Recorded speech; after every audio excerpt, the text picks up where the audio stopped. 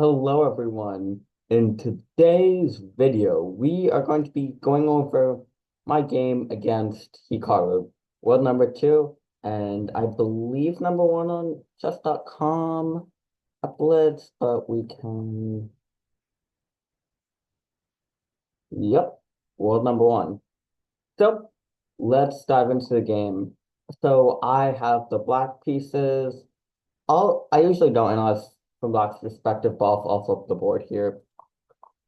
So Hikaru likes to avoid theory just because a lot of people my level, surprisingly enough, not me, they know a lot of lines, so he's trying to avoid theory. So he played C4, and I played this move in 2 seconds, A6. This is a slight inaccuracy.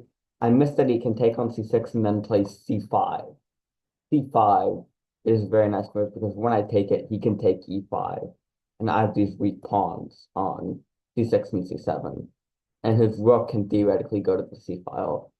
So let's see. I think knight F6 is a better move. Now if he tries C5, I think I'm just up for tempo here. Okay, not knight G4, but bishop A6 and pawn A. Originally I could not play bishop A6 because the pawn was on A6. So I played queen G5, which is a mistake. I thought, okay, I'm attacking the bishop, I'm attacking G2, he has to play bishop G3, and then maybe I go H5, not necessarily, maybe I also have knight E7 and stuff, but I thought, okay, he has to play bishop G3, but then he played knight F3, then I realized if I take on G2, he plays rook G1, and I can resign here, my rook is trapped. So I played queen G6, he played queen C1, I retreat to B6. Now he does have to defend G2. I don't think, I think this is still not best. Okay, okay. Queen C5. Yes, just Queen C5, because he's threatening Queen C6 and Bishop G7.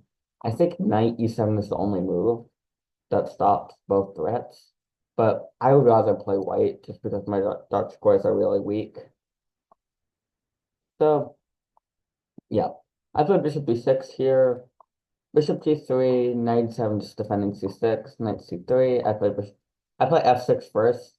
I wanted to play Bishop G4, but I thought that he plays knight E5, and I didn't want him to trade off my bishop. So I played F6. He played knight A4, I played Bishop G4. I'm not too worried about him exchanging off my bishop because that resolves my weakened pawn structure. He plays knight H4, and I played queen D3. He has to stop queen E2 mate in one somehow. And F3 is the most forcing way to do it because he's countering a threat with a threat of his own. I played bishop D7. Interestingly enough, F3 is not the best move. I believe going back to F3 is best. This just doesn't leave any weaknesses.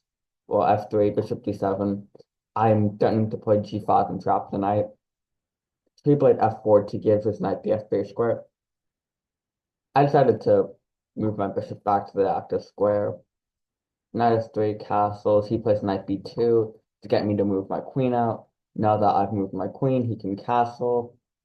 I could probably play queen B5 as well, but I was worried that it would be a bit misplaced if he can attack it. So queen E4, not not the absolute best move, but it's a move.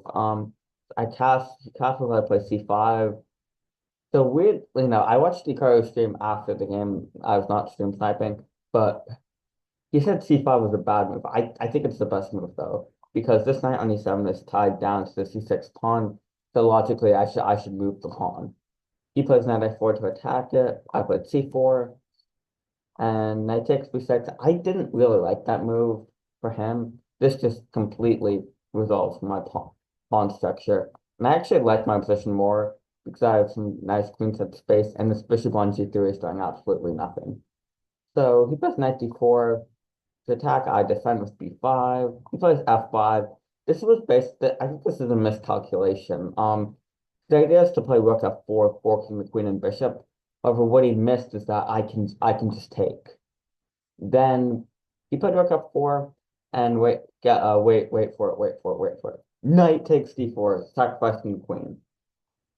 And he took the queen in the game. I would have even taken the knight here, but he took the queen.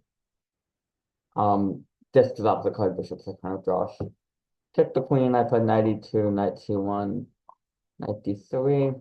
Now I thought I might actually win the game, but I told myself not to get too arrogant. So here, king e6 is a mistake. I should have played knight c5. Don't need knight takes b3. And I'm also just spending a fork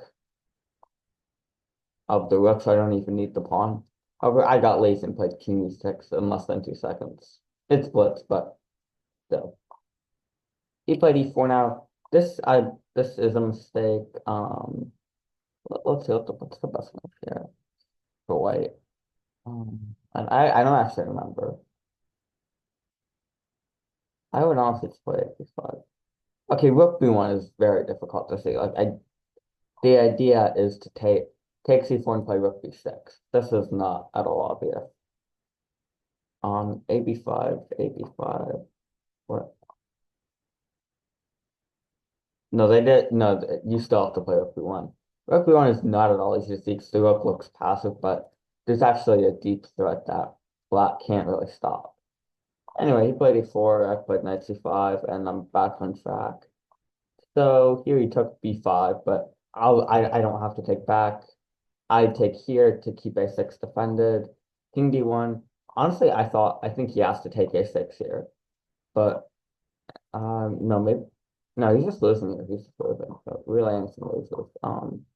So now these pawns are very dangerous. King b1. Now I don't play knight d3 just yet because of b7, and his pawn is very close to promoting, so he can actually win my rook. But I played king c6, d4, and now knight d3. He resigned here. He's going to lose a rook at least after a2. And there's really no way to get the pawns moving. Like my king stops the pawns very easily. So that is the game. I hope you all enjoyed, and I will see you in the next one. Maybe my next video will be beating Magnus. Who knows? Anyway, bye everyone.